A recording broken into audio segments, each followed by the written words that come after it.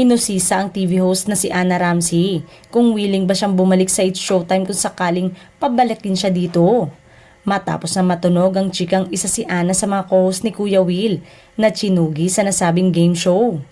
Say naman ni Ana Ramsey, willing siyang bumalik sa Showtime. Wala nga raw problema sa kanya at open daw siya sa mga oportunidad na mga dumarating sa kanya. Naging laman ng paksa kamakailan ang hinggil sa umano'y nabalitaan nilang nagbawas ng female co-host si Willie Rebillame sa kanyang programang Will to Win. Sa kasalukuyan daw kasi, ang napapanood na co-host na lamang kay Willie ay ang dating beauty queen turn social media personality na si Inday Fatima, Kate Bisan at ang komedyanteng si Boobsy Wonderland. Marami rin ang napapatanong kung ano ang kahihinatnan ng dating It's Showtime host.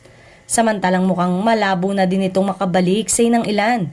Ang karamihan nga kasi na umaalis at pinili na iwan ang show ay hindi na muling nakabalik sa programa. Ganon kahigpit di umano si Vice bilang siya ang isa sa mga nagpapatakbo ng programa.